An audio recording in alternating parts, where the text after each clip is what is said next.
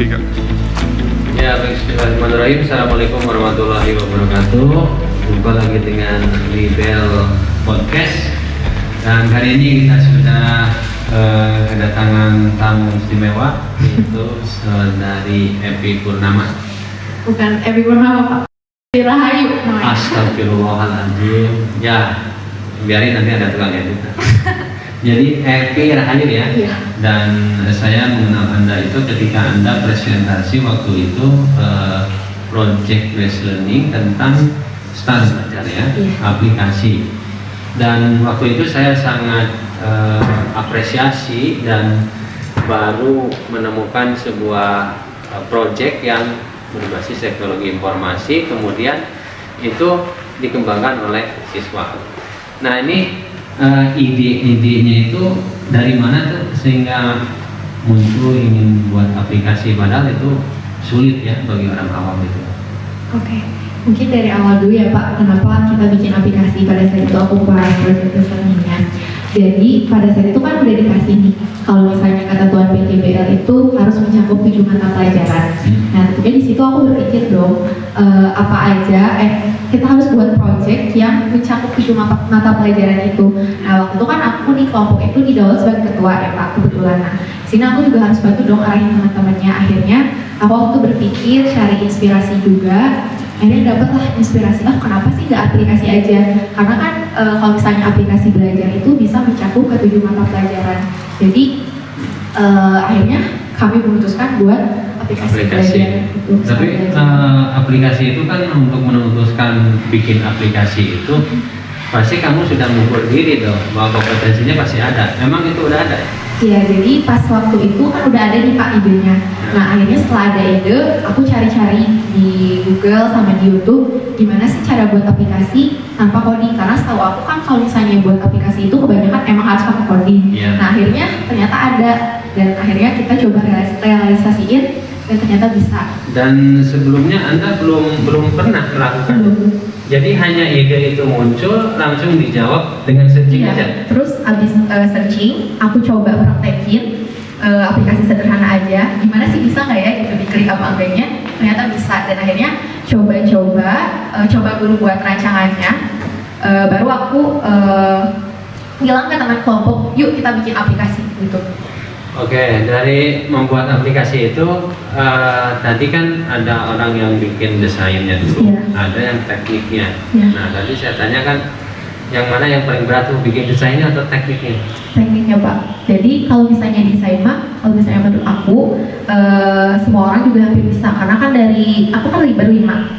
Dari berempat itu semuanya bisa bikin desain gitu. Kalau misalnya untuk tekniknya kan gak semua orang bisa, karena itu perlu pertama ketelitian juga. Sama kenapa aplikasi ini harus dikerjain sama satu orang, karena nanti takutnya tuh belum dari si aplikasinya jadi salah gitu. Nah terus kan kamu sebelumnya itu belum punya pengalaman belum punya pengalaman membuat aplikasi, tapi kan ini waktunya singkat tapi bisa jadi, gimana ceritanya itu? Iya, jadi pada saat itu kan aku udah bilang ke kelompok, aku mau coba buat aplikasi.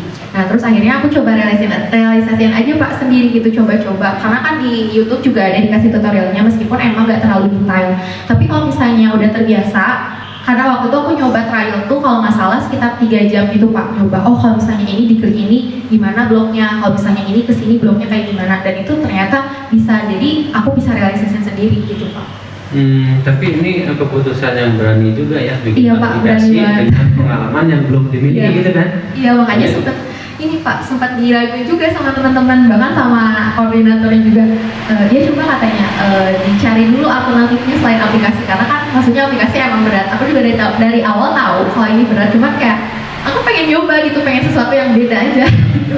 Tapi nyoba juga berisiko kan, dibatasi dengan waktu kan. Iya. Waktu itu dibatasi project learningnya berapa lama? Berapa minggu? Pada saat itu tuh 6 hari Pak. 6 hari? 6 hari. Dan pada saat itu karena kan aku yakin banget nih bakal beres gitu.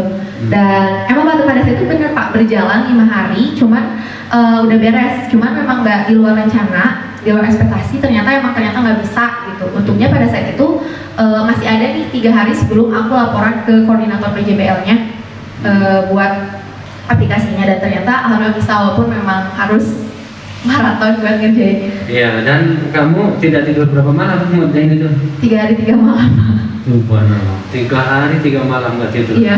Tapi hasilnya menurut saya tidak mengecewakan Ya, ya. alhamdulillah terbayar. Dan itu menurut saya jadi proyek yang menurut saya terbaik ya, dengan kontekstualnya sekarang itu ke teknologi.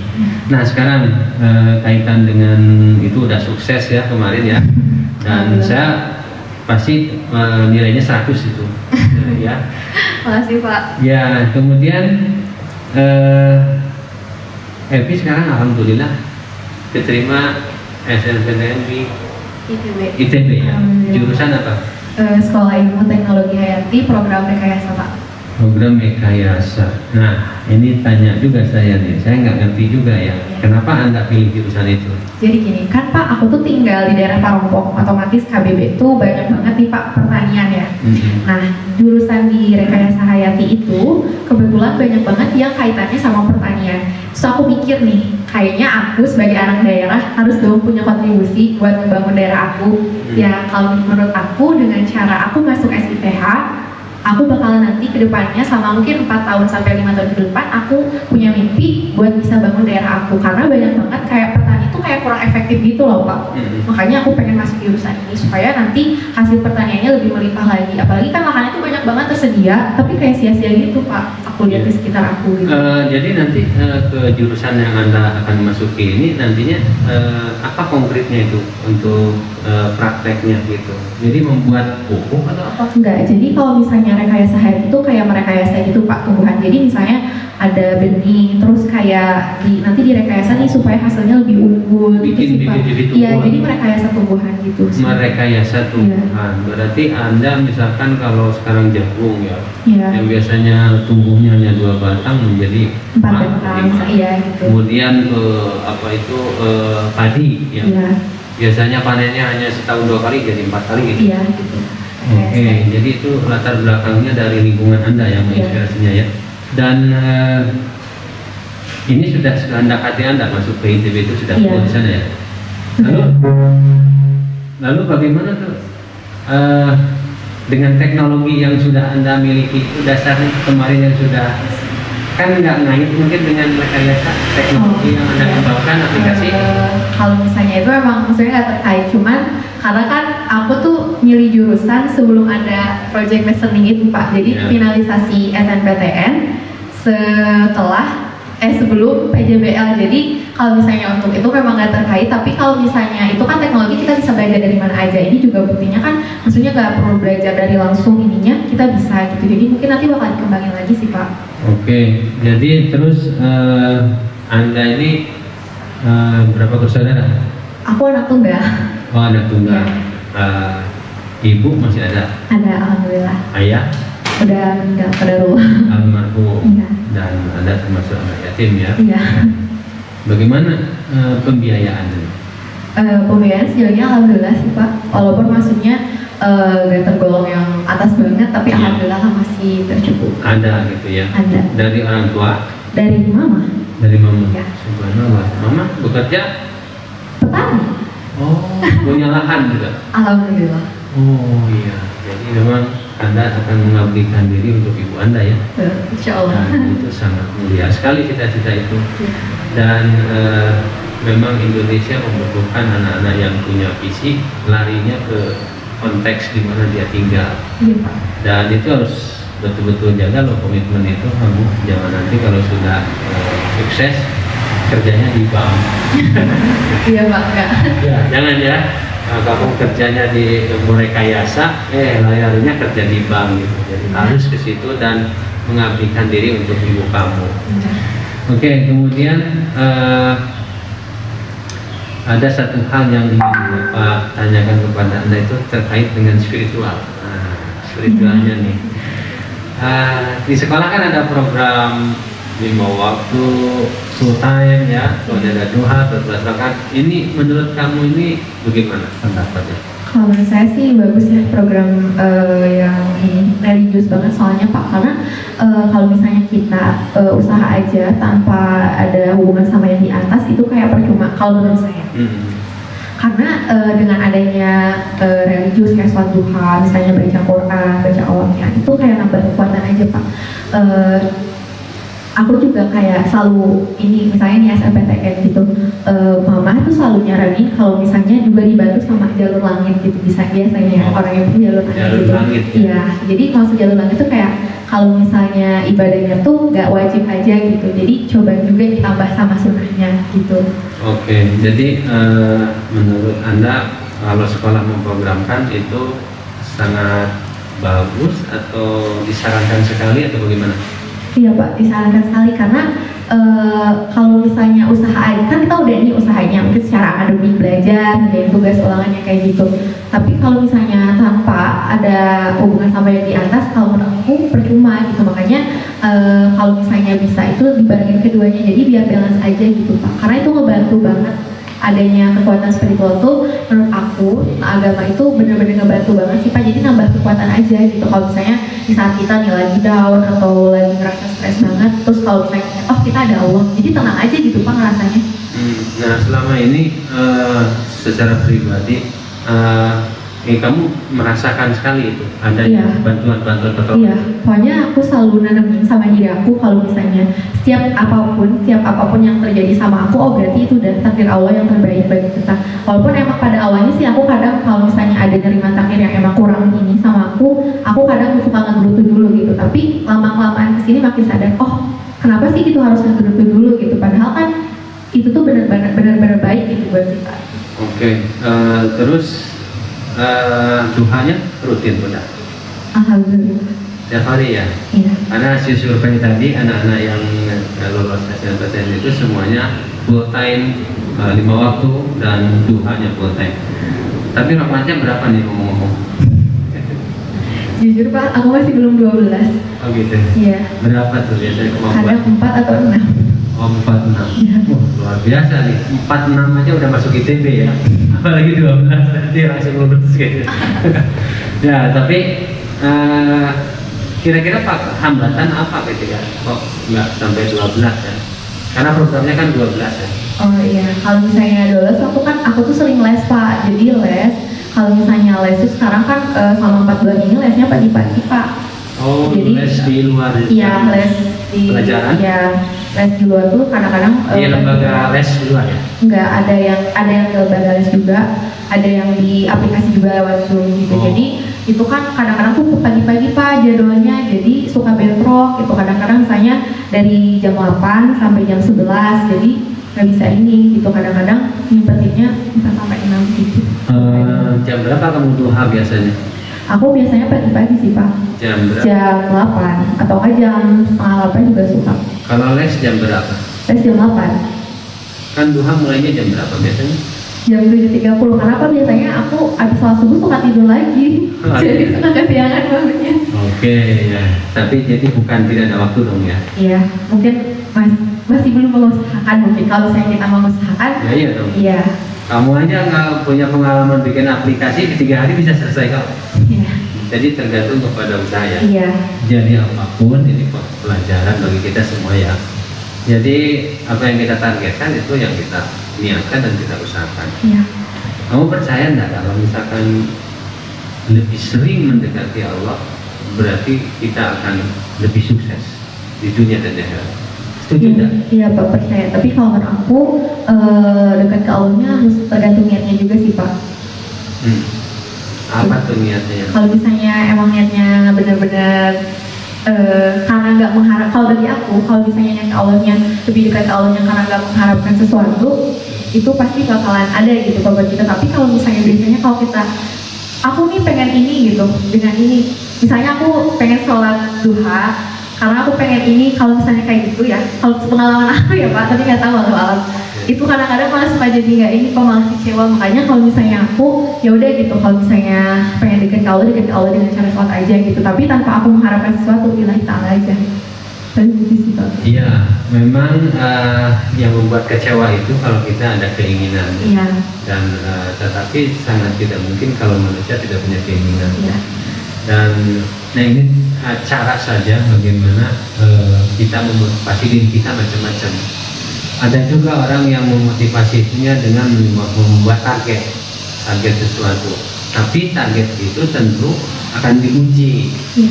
Nah, diujinya oleh apa? Pasti dengan kegagalan. Ya.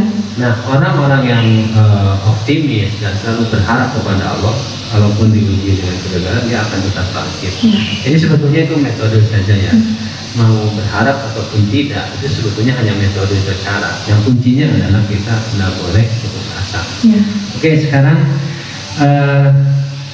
kalau Anda sudah lulus nanti, ya, kira-kira ada niat nggak menjadi entrepreneur atau menjadi pekerja? Usaha bisnis sendiri, rencana niatnya dalam hati ini nih, atau mau kerja sama orang nih? Kayaknya pengen jadi entrepreneur aja sih Pak, biar kitanya juga lebih fleksibel, terus kayak kita bisa nyiptain sesuatu dan kita bisa kasih feedback ke orang. Kan kalau misalnya entrepreneur, kita juga bisa buka wirausaha buat orang lain gitu kan, bisa buka lapangan pekerjaan. Oke, saya kira itu yang saya harapkan juga ya pada anak-anak. Jadi jangan jadi pegawai, harus jadi entrepreneur, karena kalau pegawai pasti nganggur. Iya. Nggak cari kerja. Iya. Kalau entrepreneur, Kita kan menciptakan. iya nggak akan nganggur kan? Iya. Oke, sepakat ya. Iya. Mudah-mudahan ke depan kamu jadi entrepreneur yang sukses ya, dengan pengalaman zaman sekarang, dan saya yakin Happy sudah punya banyak pengalaman spiritual di sekolah, walaupun program yang karakter ini di sini baru 4 bulan nih Ya, Pak. kita implementasikan. Tapi saya sangat bersyukur ya kepada Allah. Sekarang jumlah lulusan yang ke SNPTN itu naik dari kemarin 25 itu sekarang menjadi 40 Ya, orang. alhamdulillah, Pak. Nah, ini mungkin saja ini berkah dari Duha yang program kita Iya. kerjakan. Walaupun yang melaksanakannya mungkin baru 30% ya.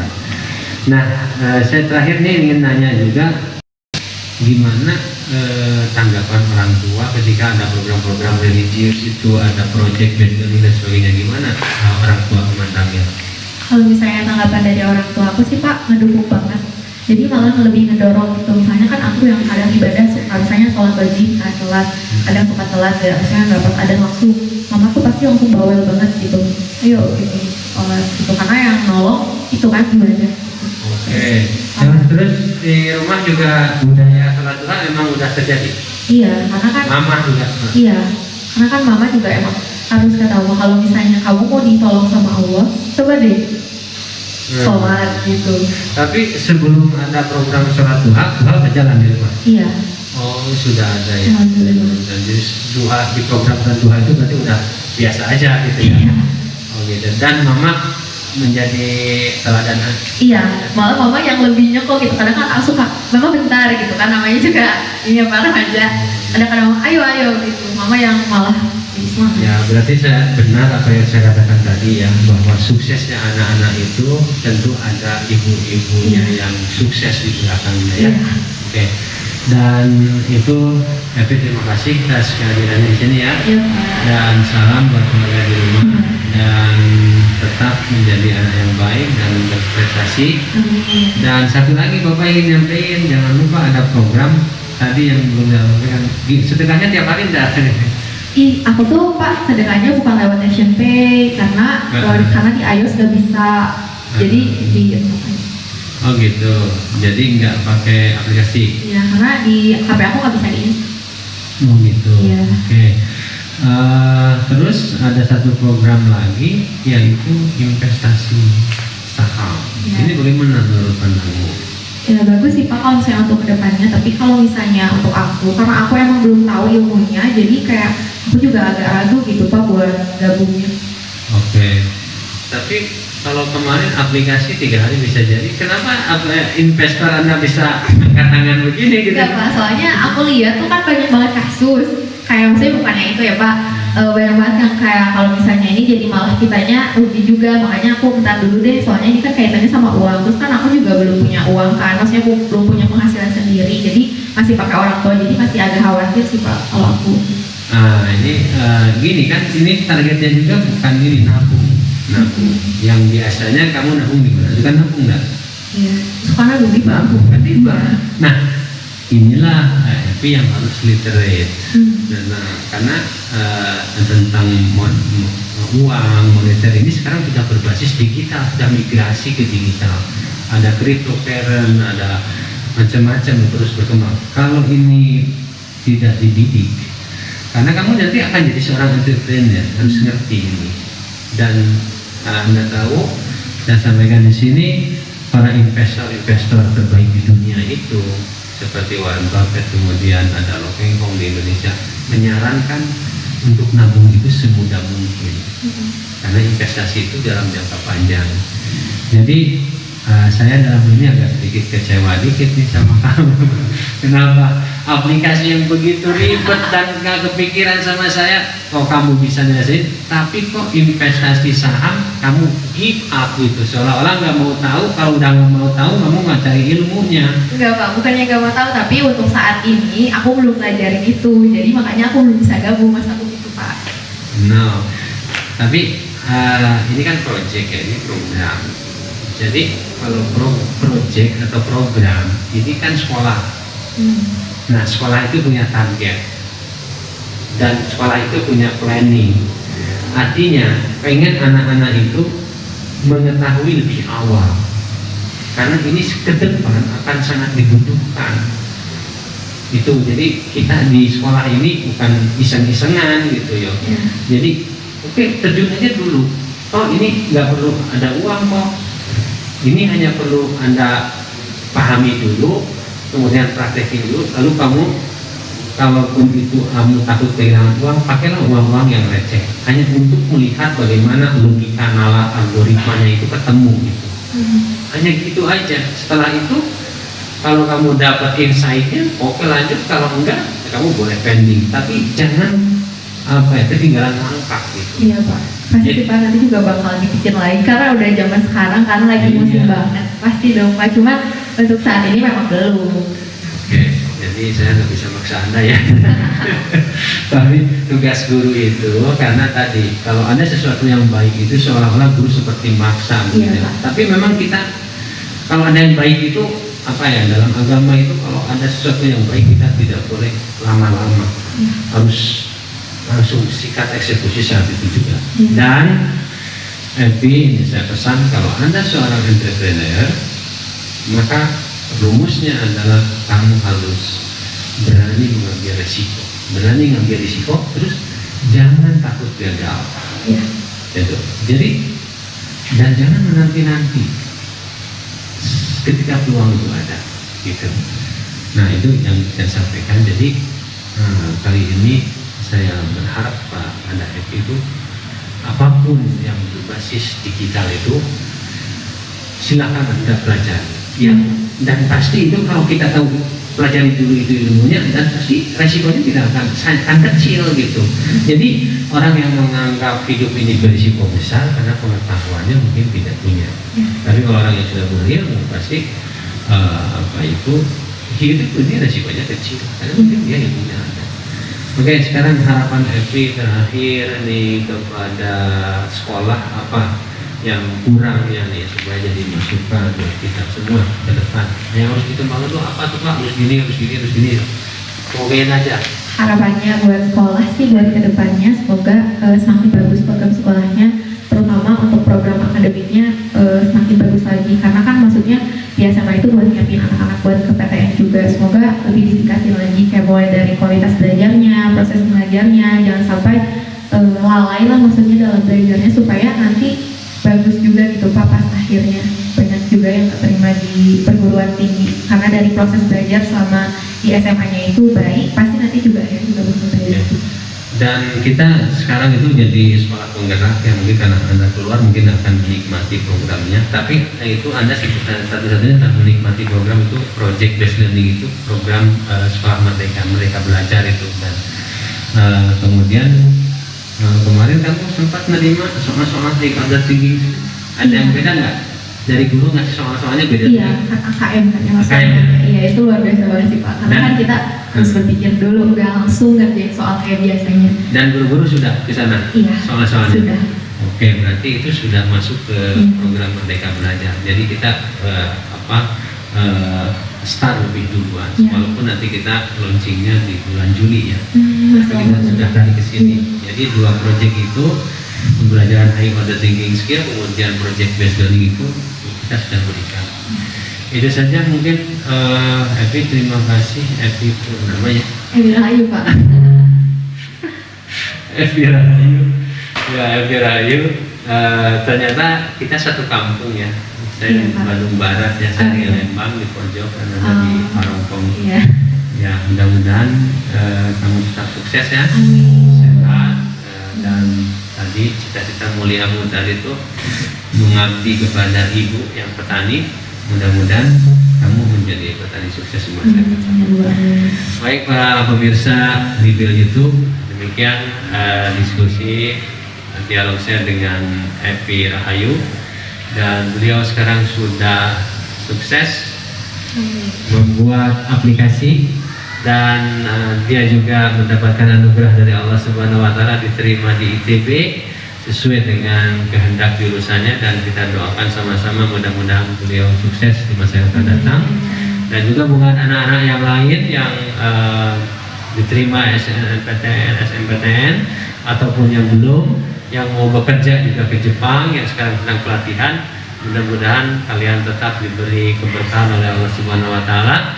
Jangan lupa salat 5 waktu full time, dan duha maksimalin 12 rakaat ya, supaya rezekinya tambah banyak dan karirnya terus melesat. Demikian, terima kasih. Assalamualaikum warahmatullahi wabarakatuh.